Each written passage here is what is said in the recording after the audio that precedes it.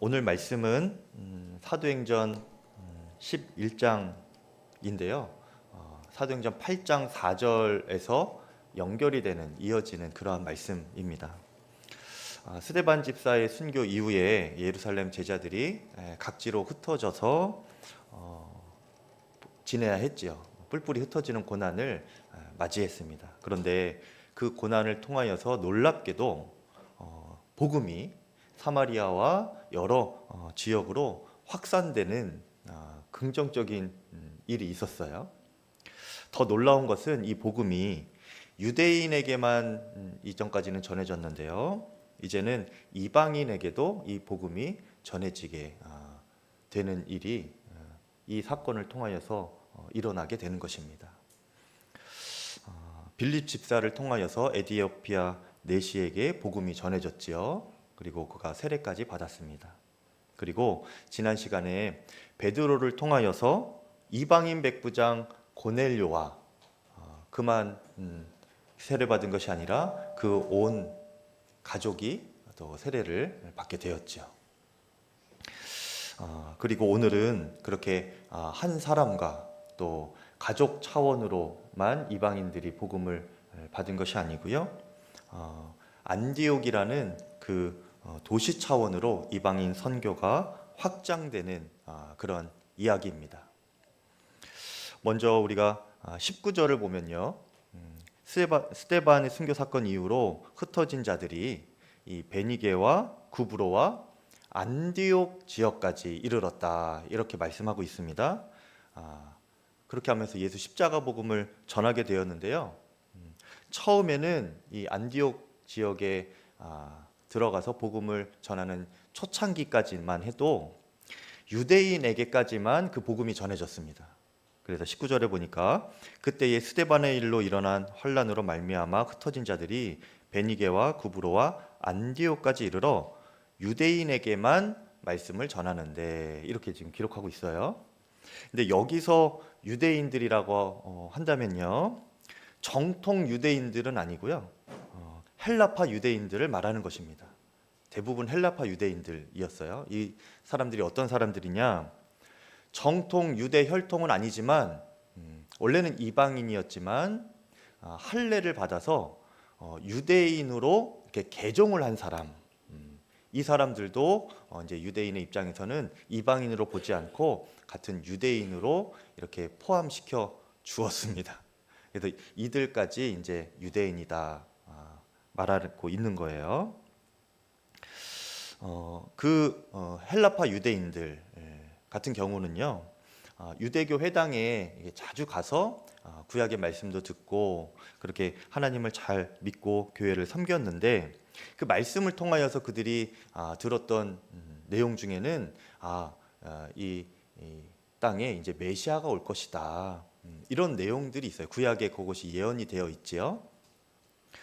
그런데 그 내용을 이렇게 알고 있는 상태에서 지금 예수님의 제자가 된 정통 유대인들이 이 헬라파 유대인들에게 지금 와서 복음을 전하는 겁니다.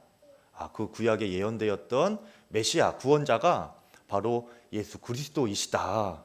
그분이 이 땅에 오셨었고 우리가 십자가에 못 박아 죽인 그분이 바로 하나님의 아들 예수 그리스도, 그분이 구약에 예언된 메시아이시다. 그거를 이렇게 알려주는 겁니다.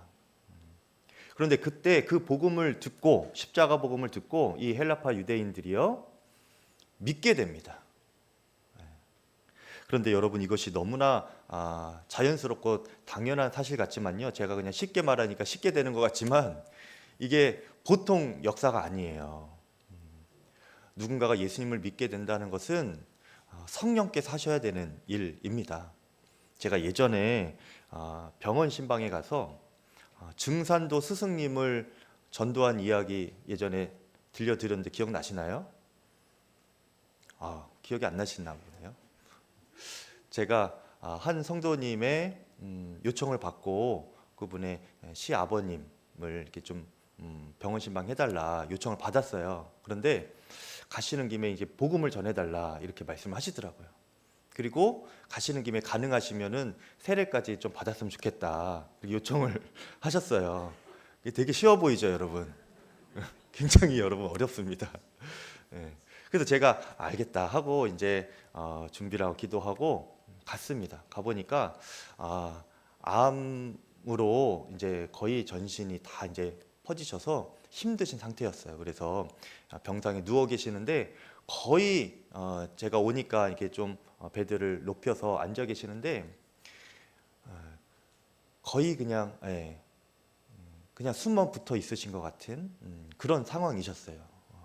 굉장히 몸이 많이 암이 퍼지셨던, 그래서 기력이 완전히 쇠하여지셨던 그런 상태인 것입니다.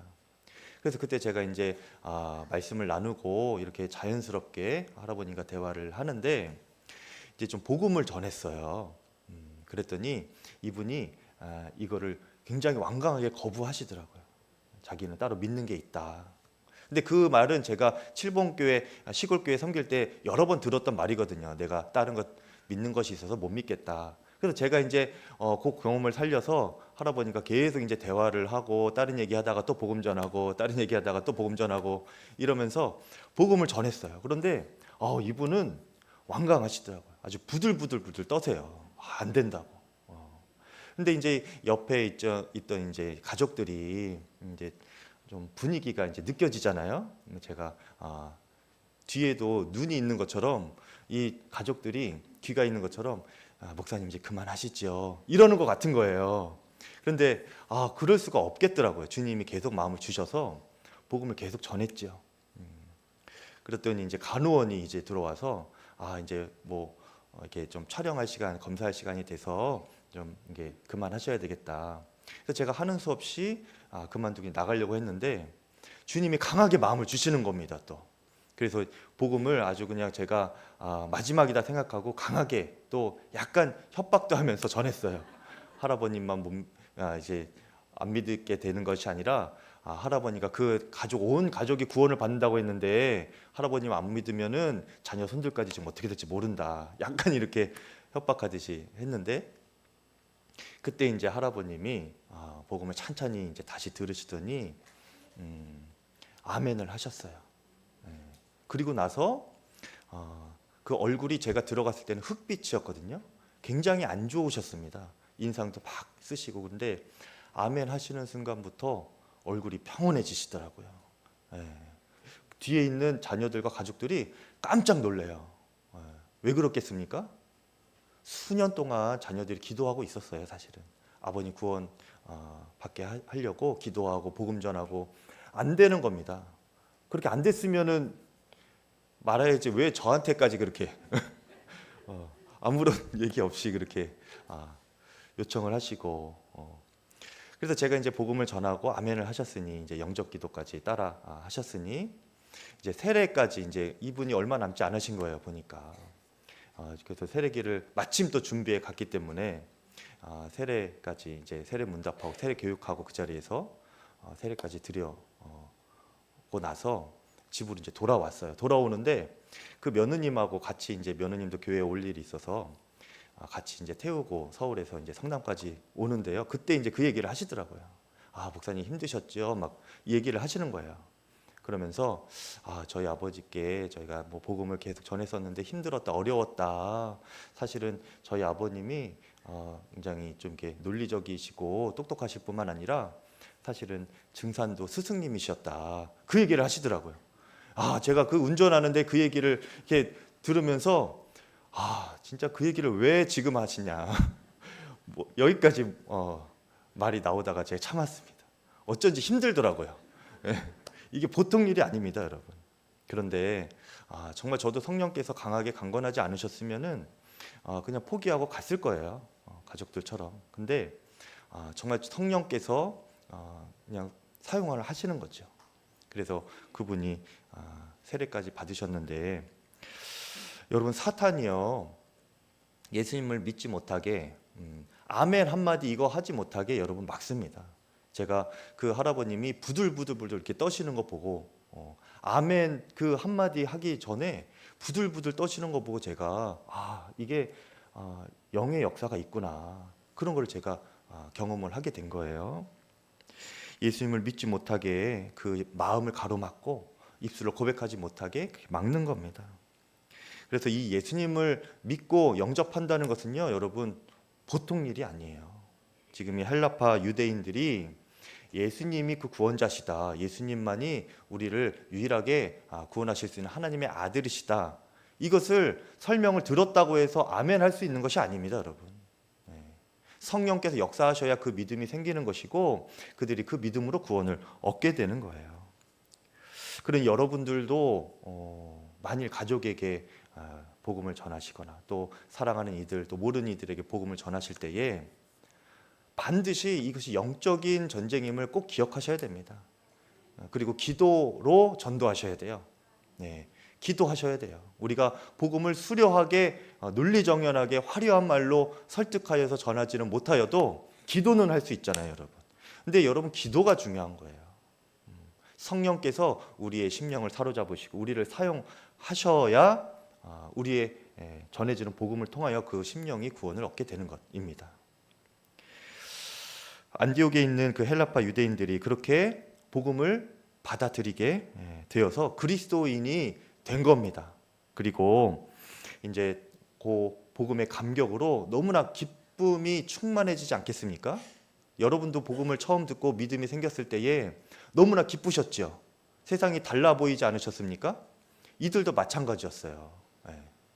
성경이 이런 뜻이었구나. 내가 그동안 들었던 구약의 말씀들이 이 예수님을 예표하는 것이었구나. 예수님을 말씀하는 것이었구나. 근데 그 예수님이 정말 이 땅에 오셨었고 나를 위하여, 내 죄를 위하여 십자가에 달려 죽으셨구나. 이것이 깨달아지니까 너무나 기쁜 겁니다. 이게 더 이상 뭘 이루고 싶은 것도 없는 거예요. 너무나 충만한 겁니다. 그리고 그때 그들의 마음 가운데 어떤 마음이 생겼는가? 내가 이 복음을 나만 알고 있으면 안 되겠구나, 이 생각이 든 거예요. 그래서 그 지역의 이방인들, 그 동료 사람들이겠죠. 그 마을 사람들이든지 그 알고 있었던 지인들이든지 거래처 사장님이든지 다 전한 겁니다. 그 안디옥 지역에 있는 이방인들에게 십자가의 복음을 전하기 시작했는데, 놀라운 것은요, 그 헬라파 유대인들이 전한 그 십자가 복음을 통하여서 성령께서 역사하셔서 안디옥 지역에 믿는 사람들이 수없이 일어났다는 것입니다. 20절에 그 중에 구브로와 구레네 몇 사람이 안디옥에 이르러 헬라인에게도 말하여 주 예수를 전파하니 주의 손이 그들과 함께 하심에 수많은 사람들이 믿고 주께 돌아오더라. 그리스도인이 되었다는 겁니다. 여러분, 우리도 이렇게 성령께서 사용하시는 복음의 통로가 되기를 축복합니다. 성령이 역사하시는 인생에는 특징이 있는데요, 그것은 흘러 넘친다는 겁니다. 자기에게 좋은 것이 들어오면 자기 안에만 이렇게 가두어두는 것이 아니고 밖으로 이렇게 흘려보냅니다. 왜 그런가 하면 성령의 특성 자체가요, 충만하심입니다. 성령은 가득 찬 분이세요. 그래서 성령께서 우리 가운데 역사하시면은 우리가 가만히 있을 수가 없습니다. 이것을 성령을 우리 안에만 가두어둘 수도 없고요, 우리 밖으로 이렇게 흘러 넘치게 되어 있어요. 지금 성령을 통하여서 이 헬라파 유대인들에게 복음이 들어오니까 이 복음을 그들 안에만 가두어둘 수 없어서 흘러 넘치게 되었죠, 주변에. 그래서 주변이 구원의 복을 받게 되는 것입니다. 성령 충만한 사람은 이것이 너무나 자연스러운 거예요. 그런데 이 반대의 영이 있는데, 성령의 반대가 있는데 세상의 영이죠. 다른 말로는 거지의 영이라고도 합니다. 이 세상의 영은 특징이 무엇이냐? 먼저 그냥 자기만 아는 거예요. 자기만 채우려고 하는 겁니다. 근데 채워도 채워지지가 않아요. 왜 그렇죠? 거지의 영이니까. 먹어도 배고프듯이 세상의 영으로 가득 찬 사람은 이게 채워지지가 않습니다. 그냥 항상 배고프고 모자란 거예요. 무엇보다 오직 나 하나에만 집중하는 인생이 되고 맙니다. 다른 사람 돌아볼 겨를이 없는 겁니다. 하지만 성령은 어떻다고요? 내가 아니라 너에 집중하는 삶을 살게 만들어 주시는 거예요. 나는 이미 가득 채워졌으니 자연스럽게 흘려보낼 곳을 이렇게 찾게 되는 것이지요. 따라서 여러분 안에 복음이 들어갔지요. 그렇죠. 복음을 믿고 구원을 얻었기 때문에 지금 이 자리에 계신 것 아닙니까? 그렇죠. 그런데 그 복음으로 구원을 얻게 되는 그 믿음이 성령께서 주신 믿음입니까? 아니면 여러분이 이성적으로 판단해서 그게 옳다고 생각해서 얻은 그런 믿음입니까? 성령께서 다 주신 믿음이에요. 그거를 확인할 수 있는 것은 내 삶이 흘러 넘치는가 아닌가, 이것을 보면 아는 겁니다. 여러분, 흘러 넘치는 인생 되기를 축복합니다. 시간, 또 여러분에게 주어진 재능, 또 노력, 또 물질, 이런 것도 흘려보낼 것 많지만 그 무엇보다도요, 여러분 가장 반드시 먼저 흘려보낼 것이 바로 이 복음입니다. 여러분을 살리고 여러분 안에 충만한 기쁨으로 채우고 있는 이 복음을 여러분 흘려보내실 수 있기를 간절히 축복합니다. 그렇게 쓰임받기 위해서는요, 성령께서 우리를 사용하시도록 내어드릴 수가 있어야 되는 거예요. 우리가 세상의 영으로, 거지의 영으로 사로잡혀서 그냥 우리 안에만 우리에게 주어진 것을 꽁꽁 가두어 놓으려고 하지 말고 성령께 우리를 먼저 내어드리는 겁니다. 그래야 성령께서 우리를 사용하실 수가 있어요. 21절에 주의 손이 그들과 함께 하심에 라고 했는데요, 여기서 그들이라는 것은 복음이 들어가고 성령으로 깨달아 변화된 그런 사람들을 말하는 것입니다. 저와 여러분들을 말하는 것이고 헬라파 유대인들을 말하는 거예요. 그들이 성령으로 믿음이 생겼는데, 성령님은 그렇게 복음이 들어간 사람, 성령으로 변화된 사람을 그분의 손에 붙잡고 사용을 하시는 거예요. 그것이 바로 주의 손이 그들과 함께 하심에 라는 겁니다. 그래서 어떻게 됐습니까? 많은 사람들이 예수님을 믿게 되었다는 거예요. 그런데 여러분, 그렇게 성령님께서 우리를 붙잡아 사용하실 때에 어떻게 사용하시느냐? 그냥 마치 땅에 떨어져 있는 막대기 이렇게 들어서 이렇게 손에 붙잡고 사용하시는 그런 비인격적인 성령님이 아니시고요. 여러분, 인격적으로 우리를 사용하시는 분이세요. 우리 스스로가 저는 주님의 손이 되어드리겠습니다, 이렇게 마음문을 열고 주님께 우리 자신을 내어드릴 때에 우리의 그 인격적인 고백 가운데 성령께서도 우리를 인격적으로 관계하시면서 사용하시는 분이시라는 것입니다. 2차 세계대전 이후에 독일 남부의 어느 작은 마을이 있었는데요, 그것도 전쟁으로 인하여서 잿더미가 되고 폐허가 되었습니다. 그래서 대대적인 복구 작업이 진행이 되었는데요, 그 복구 작업을 하는 중에 거의 다 무너진 교회를 이렇게 복구하는 때가 있었어요. 그런데 보니까 교회 귀퉁이 쪽에 무엇이 하나 발견됐는데 예수님 상이 발견된 거예요. 그런데 그 예수님 상이 두 팔이 다 떨어진 예수님 상이었습니다. 그것이 이제 발굴이 된 거예요. 그 십자가 상이 지금도 슈바르츠 발트 마울브론이라는 수도원에 보존이 되어 있고, 그 수도원에서 생산하는 십자가가 전통적으로 두 팔이 없는 십자가를 만들어 가고 있다고 합니다. 아무튼 그 두 팔이 없는 십자가상이 이렇게 발견이 되었을 때에 그 마을 사람들의 마음이 너무나 아팠대요. 인간의 범죄로 인하여서, 전쟁으로 인하여서 예수님을 2번 죽인 꼴이 되었겠구나, 이런 마음이 들었다고 합니다. 그래서 망연자실하게 그 두 팔 잘린 예수상을 이렇게 바라보던 사람들이 곧이어서 이렇게 고백을 하기 시작했답니다. 주님, 우리가 주님의 두 팔이 되어 드리겠습니다. 여러분, 우리가 주님의 두 팔이 되어 드립시다. 이제 우리가 해야 할 차례입니다. 그런 고백을 했다고 해요. 여러분, 저희 이제 다음 주 제자훈련 수료식 때 저희 수료하는 그 과정 가운데 수료생들이 이런 고백을 할 건데요, 무슨 고백이냐면, 예수님께서 생명 다해 나를 사랑하신 것처럼 나도 생명 다해 예수님을 사랑하겠습니다, 이 고백을 할 거예요. 우리가 진정으로 성령의 역사하심으로 말미암아 예수 십자가 복음을 깨닫게 되면요, 나를 위해 죽으신 십자가의 사랑이 너무나 깊이 깨달아지게 됩니다. 그래서 예수님께서 나를 위하여서 생명 다해 사랑하신 것처럼 이제는 나도 내 한평생 남은 인생을 예수님께 내 생명 다해 사랑하며 살아야겠다, 이런 결단이 일어나는 거예요. 네. 제자훈련 수료생 5분 요 고백을 하는 겁니다, 다음 주에. 네. 그 마음 준비 안 되면 수료 안 되는 거예요.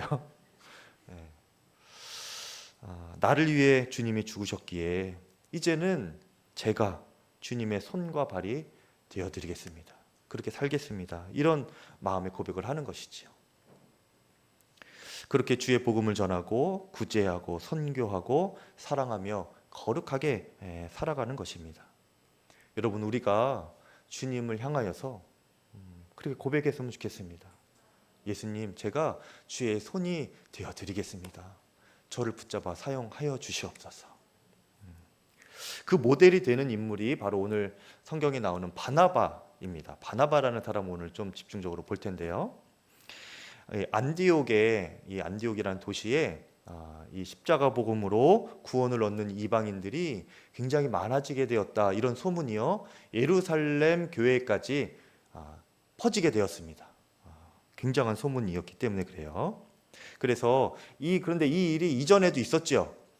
빌립이 사마리아 성에 복음 전할 때에 그 성의 사람들이 복음을 받아들였다, 이 소문이 예루살렘 교회에 들렸어요. 그때 베드로와 요한을 파견하지 않았습니까? 그것처럼 오늘 안디옥에도 예루살렘 교회가 결정하여서 이 영적인 놀라운 사건을 다시 한번 확인하고 그 지역에 이제 교회를 세워갈 만한 권위자를 한 사람 보내야겠다, 역할을 할 수 있는 사람을 한 사람 보내야겠다, 이렇게 논의한 끝에 중요한 한 사람을 보냈는데 그 사람이 바로 바나바였습니다. 바나바는 사실은 사도는 아니었는데 평신도였는데도 그렇게 간 거예요. 오늘 본문에 보면 그 안디옥 지역에 많은 무리가 주께 돌아왔다, 이런 표현이 있어요. 근데 그것이 21절과 24절에 이렇게 2번 나옵니다. 그래서 이 21절과 24절은 내용상으로 보면 이렇게 병행 구절이다, 동격인 구절이다, 이렇게 봐도 되는 건데요. 근데 제가 이걸 왜 이렇게 말씀드리느냐, 큰 부흥의 원인이 되는 것은 좀 두 개가 다르기 때문에 그래요. 21절에 큰 부흥의 원인으로 뭐라고 설명하느냐, 주의 손이 그들과 함께 하심에 많은 무리가 주께 돌아왔다, 이렇게 표현을 하거든요. 근데 똑같은 내용을 24절에는 어떻게 표현하는가, 바나바는 착한 사람이여 성령과 믿음이 충만한 사람이라 큰 무리가 주께 돌아왔더라, 이렇게 고백을 하고 있는 겁니다. 그러니까 동일하게 주의 큰 부흥이 일어났는데 하나는 주의 손이 임하여서, 하나는 바나바 때문이라는 거예요. 그러니까 이것은 무슨 말입니까? 바나바가 성령 충만한 바나바 있죠? 그 바나바가요 주의 손이 되어서 쓰임 받을 때에 그렇게 성령의 놀라운 부흥의 역사가 동일하게 일어났다는 것입니다. 그러면 그 바나바의 모습은 어떠한 모습이었는가? 먼저는 착한 사람이었다고 합니다. 착한 사람. 영어로는 굿맨입니다. 제가 설교할 때 영어를 거의 쓰지 않는데 이것은 발음이 쉬워서 한번 해봤습니다. 굿맨. 좋은 사람이라는 건데 인품을 특별히 말하는 거예요. 바나바는 인품이 이렇게 좋은 사람이다. 그런데 이 좋으신 하나님을 표현할 때도 이 굿을 쓰거든요. 그래서 착한 사람이다, 굿맨이다 라고 하는 것은요, 단순히 그냥 예의 바르고 격식을 갖추면서 사람을 대한다, 이런 차원이 아니고 그 사람에게는 좋은 성품이 있는데 이것은 사람의 본성을 좀 거스르는, 사람에게서 나올 수 있는 것이 아닌 것 같은 그런 성품이 있다는 거예요. 그런 하나님께서 주시는, 하나님과 비슷한 그런 좋은 성품이 이 바나바에게 드러났다, 그런 인격적인 사람이었다라는 것이 이 착한 사람이라는 표현입니다. 여러분 성령이 충만한 사람은요 좋은 인품을 가진 사람이기도 합니다. 여러분, 중요한 것은요, 이 좋은 인품을 가졌다는 것을 스스로만 인정하면 안 된다는 거예요. 나는 좋은 인품이야, 나는 굿맨이야, 스스로만 인정하면 안 되고 주위 사람들이 그렇게 인정해 줘야 되는 거예요. 바나바는요, 사도들이 인정할 만한 그런 좋은 인품의 사람이었는데 특히 위로의 사람이었죠. 그래서 그 바나바라는 이름 자체가 원래 별명이에요. 이것이 위로의 사람이라는 뜻입니다. 누구라도 이 바나바를 만나기만 하면 위로를 받는 거예요. 누구라도. 그러니까 이 사도들이 보기에 와, 저 사람 진짜 대단하다. 심지어는 사도들이 위로해 줄 수 없는 사람들이 바나바한테 가면은 위로를 받는 것입니다. 그러니까 대단한 거죠. 사도들이 인정하는 위로의 사람인 거예요. 사람들이 무슨 일이 있을 때 가장 먼저 생각나는 사람이 바로 이 바나바인 겁니다. 함께 있고 싶고 이야기하고 싶고, 그리고 저 사람 보니까 저 사람의 삶을 이렇게 따라하고 싶은, 모방하고 싶은 그런 마음이 들 만한 그런 인품이 있는 사람이 바로 이 바나바였다는 겁니다. 우리가 이 좋은 인품을 가진 성도 되기를 축복합니다. 성령 충만한 사람은 인품이 좋아야 돼요. 또 바나바는 어떤 사람이었냐? 함께 동역할 줄 아는 그런 사람이었습니다. 25절에 바나바가 사울을 찾으러 다소에 가서라고 했는데요. 이것이 어떤 상황인가 하면 지금 바나바가 안디옥에 파견을 받았습니다. 그래서 안디옥을 보니까 정말 하나님의 은혜의 역사가 놀라운 거예요. 사람들에게 임하신 그 복음의 역사, 그래서 사람들이 예수를 믿게 된 이 일이 너무나 지금 놀라운 것입니다. 그리고 사람들도 지금 충만해서 기쁨이 가득합니다. 그런데 이 바나바가 보니까 이 사람들이 다 이제 믿음이 생겼고 기쁨으로 지금 공동체를 형성해 가야 되는데 가만두면 안 되겠는 거예요. 이게 금세 이제 사그라들 수도 있으니 이 믿음을 계속 유지시켜주고 교회를 이루어서 정말 믿음의 교회 공동체를 이룰 수 있도록 도와줘야겠다, 이런 마음이 들어서 체계적으로 성경도 가르치고 신앙 훈련도 해야겠다, 이런 생각이 든 겁니다. 바나바가. 그러니까 욕심이 나는 거예요, 이 공동체에 대해서. 그런데 자기 혼자 힘으로는 부족합니다. 사람이 워낙 많이 이렇게 변화를 받고 믿어야 되는데 뭐라고 했습니까 제가? 아무튼 많이 지금 믿게 된 거예요. 그러니까 자기 혼자 감당할 수가 없으니까 함께 할 동역자를 지금 찾아야겠다 생각하는데 그때 생각난 사람이 이 사울입니다. 바나바가 예전에 사울을 좀 도와준 적이 있잖아요. 그래서 이제 사울을 찾아서 이제 데리고 온 거예요. 그것이 바나바가 사울을 찾으러 다소에 가서 라고 하는 표현입니다. 그런데 사실 지금 이 사울은요, 바울이라고도 하는 이 사울은 이 다소 자기 고향에 가서 숨어 있는 겁니다. 사실은 피해 있는 거예요. 왜냐? 그 사울이 예수님을 뜨겁게 만나고 은혜를 아주 세게 받고 이제 가는 곳마다 복음을 강력하게 전했지 않습니까? 그런데 어떻게 됐어요? 가는 곳마다 핍박을 당해요. 보통 핍박이 아니고 죽이겠다고 달려드는 사람이 몰려드는 겁니다. 그래서 다메섹에서 그렇게 복음 전하다가 죽을 위협 가운데 도망가게 되고, 그래서 예루살렘으로 도망쳤는데 예루살렘은 낫겠지 하면서 예루살렘에 있는 유대인들에게, 헬라파 유대인들에게 복음을 또 세게 전해요. 근데 이 헬라파 유대인들이 바울이 기도가 부족했는지 복음을 받아들이는 것이 아니라 이 사울을 죽이겠다고 지금 작정하고 또 달려드는 겁니다. 그래서 이 바울이 그들을 피하여서 다른 기독교 그리스도 제자들 도움을 받아서 다소로, 자기 고향으로 지금 피신해 있는 거예요. 도망온 겁니다. 그런 사울에게 이 바나바가 지금 찾아간 거예요. 그래서 위로를 해주고 일단 마음을 안정시켜주고, 그리고 함께 이 다메섹이라는 지역에 안디옥이라는 지역에 지금 이런 놀라운 역사가 일어났는데 함께 우리 일해봅시다, 동역해봅시다, 이 사역의 현장으로 이끌어내는 것이죠. 그때 이제 사울도 다른 사람이 왔으면 어땠을지 몰라요. 그런데 이 바나바가 와서 그렇게 위로해 주니까 또 마음이 녹아내리고 또 이 사람이라면 내가 또 함께하고 싶다, 다시 사역을 시작할 수 있겠다, 이런 마음이 들어서 따라 나선 것이죠. 여러분, 바나바가 이렇게 놀라운 사람입니다. 여러분, 함께 일하기를 독려하는 사람이었고요, 함께 일하고 싶어지는 그런 사람이 바로 이 바나바인 거예요. 그런데 여러분, 사실 이렇게 누군가하고 동역합시다, 함께 일합시다, 이렇게 하는 것은 참 어려운 일이기도 합니다.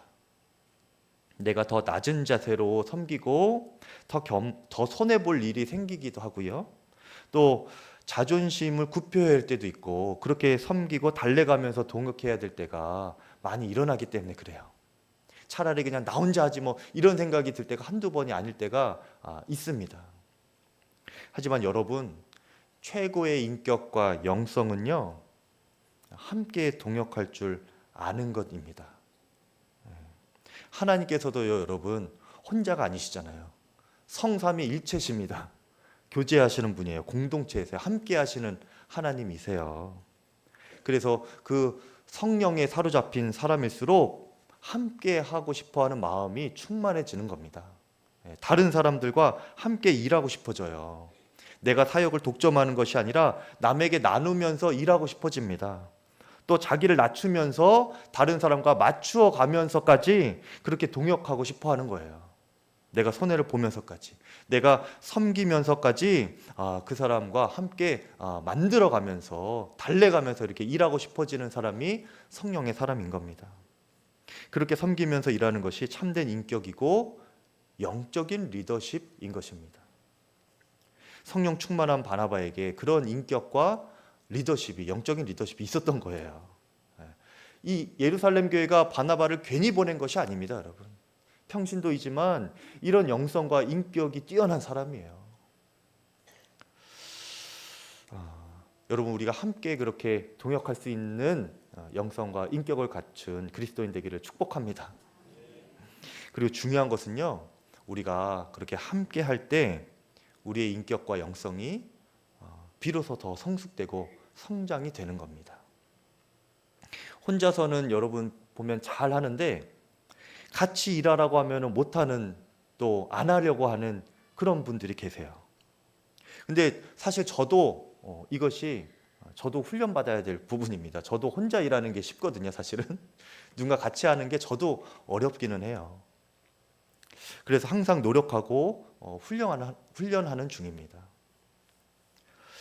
그런데 여러분, 신앙은요, 혼자서는 절대 잘하지 않습니다. 오히려 퇴보하고 고립되기가 쉬워요. 혼자 신앙생활하고 혼자 사역하고 하면.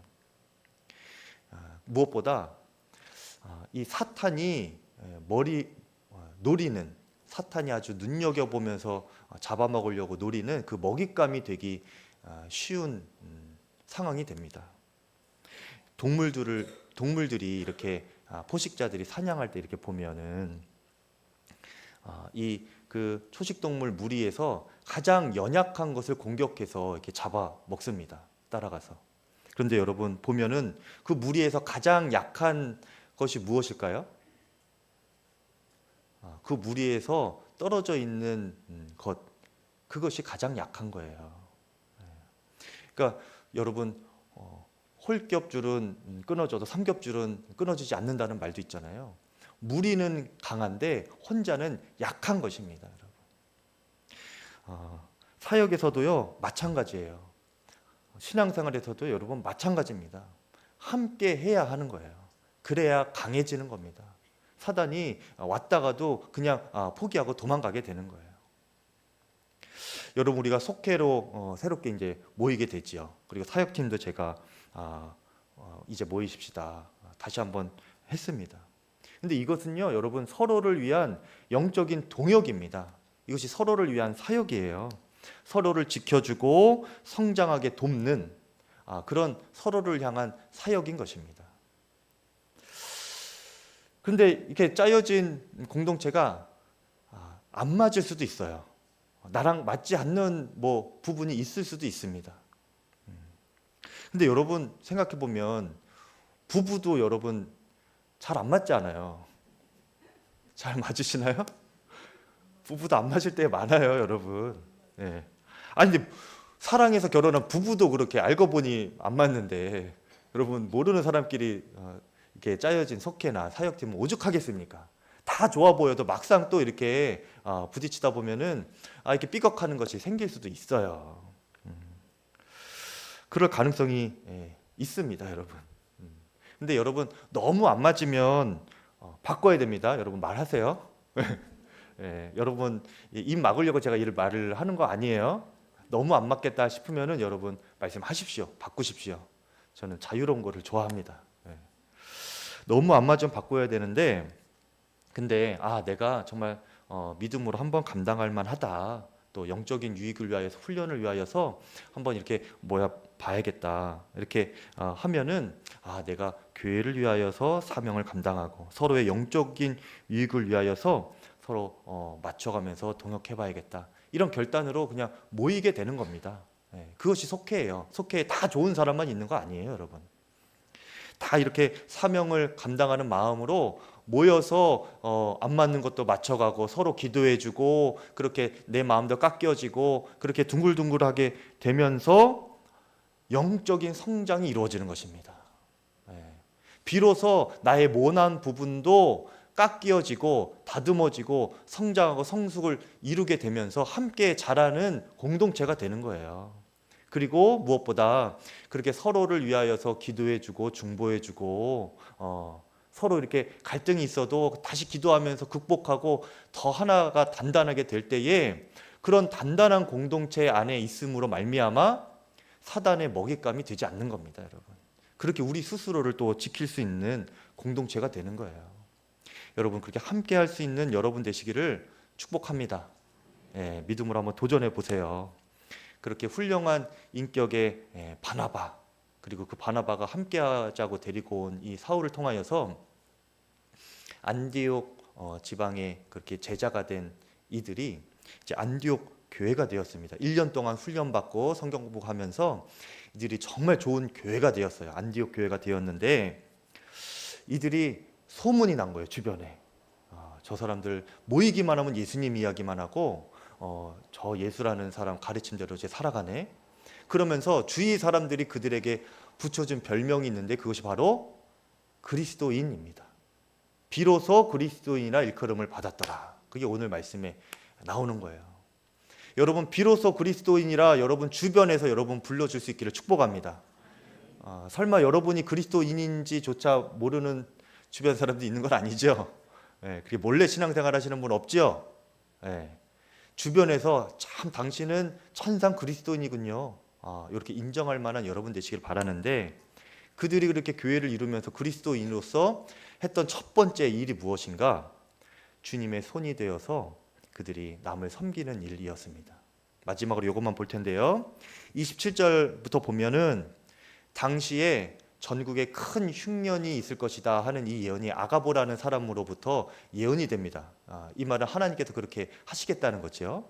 그리고 이 일이 역사적으로 로마 글라우디오 황제 치세 기간 AD 41년에서 54년 이 어느 기간이었는데 그 중에 이 일이 일어났어요. 다른 역사책에 봐도 그 일이 나온다고 합니다. 모두가 어려운 상황이에요. 전국에 이 흉년이 든다고 했거든요. 모두가 어려운 상황인데 특히 이 예루살렘에서 신앙생활하고 있는 예루살렘 교회 성도들이 특히 어려웠나 봐요. 왜냐하면 그렇게 흉년도 어려운데 이 예루살렘 성도들은 어떤 상황이었습니까? 신앙의 박해를 받고 핍박을 받고 죽음의 위협을 받으면서 도망 다니어야 하는 그런 어려움이 이중고가 삼중고가 있는 거예요. 그러니까 이 소식을 들은 이 안디옥 지역의 이 그리스도인들, 이들이 이 믿음 안에서 형제 자매인 이 예루살렘 성도들을 생각하는 마음이 간절하게 일어난 겁니다. 여러분 제가 상상을 해보니까 이 안디옥에서 믿음이 생기고 그리스도인이 된 이 안디옥 성도들은, 안디옥 교회 성도들은 사실 이 예루살렘 성도들을 모를 것 같은 거예요. 그렇죠. 본 적도 없을 것 같은 겁니다. 그런데 알지도 못하는 그 사람들을 그리스도 안에서 한 형제 자매 되었다는 이유로, 그 사랑으로 지금 마음이 일어난 거예요. 그래서 어떻게 하느냐? 본인들도 흉년으로 인해서 어려울 텐데도 십시일반 모은 겁니다. 성경에 보니까 각각 자신의 힘대로, 형편대로 그들이 헌금을 모아서 더 어려운 이유들에게 바나바와 사울의 손을 통하여서 예루살렘 교회 장로들에게 보냅니다. 여러분, 정말 그리스도인이다 이렇게 불릴 만한 자격이 있는가? 내가 그렇게 스스로 점검해 볼 수 있는 한 가지 사건이 오늘 우리에게 주어진 거예요. 무엇인가? 함께 어려움을 당할 때 나는 어떤 태도를 보이는가? 이것을 보면 알아요. 모두가 어려운 일을 만날 때 자기 혼자 살겠다고 하는 사람이 있는가 하면 함께 어려움을 격려하고 형편대로 헌신하여서 함께 이겨나가려는 사람이 있습니다. 그리고 그들이 모인 곳이 교회인 거예요. 그리스도 공동체인 것입니다. 어렵다고 외면하는 것이 아니고요. 어려울 때 함께 격려하고 내 힘 닿는 대로 모아서 그렇게 돕는 거예요. 이건 물질만 모으라는 것이 아니에요, 여러분. 기도를 모으고 사랑을 모으고 서로의 헌신을 모으고 격려하고 도와주면서 우리 함께 해봅시다. 믿음으로 함께 나아가 봅시다. 이렇게 해야 되는 겁니다. 우리 양평교회도 그렇게 해서 지금까지 온 것 아닙니까? 여러분, 양평감리교회가 앞으로도 함께 이겨나가는 교회 되기를 축복합니다. 우리가 이렇게 교회 리모델링을 하고 예배와 조직을 새롭게 다시 세워가고 부흥을 꿈꾸는 이유는요, 우리만 잘 살기 위해서가 아닙니다, 여러분. 그렇게 되면 우리 교회는 또 한순간에 사명 잃고 무너질 수 있어요. 주님께서 세워주실 이유가 무엇입니까? 사명 잃고 우리 배만 부르려고 하는데 그런 공동체를 주님이 보호해 주셔야 될 이유가 뭐예요? 여러분, 우리 양평감리교회는 사명이 있는 교회입니다. 복음을 전하고 양평 땅에 복음화를 위하여서 기도하고 또 양평 땅 안에 감리교회들이요, 여러분 다 어려워요. 정말 다 어렵습니다. 여러분 한 교회 한 교회 둘러보면은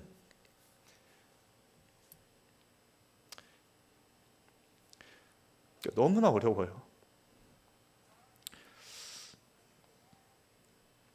그 교회들을 우리가 함께 섬겨야 하는 사명이 양평 감리교회에 여러분 사실은 있습니다.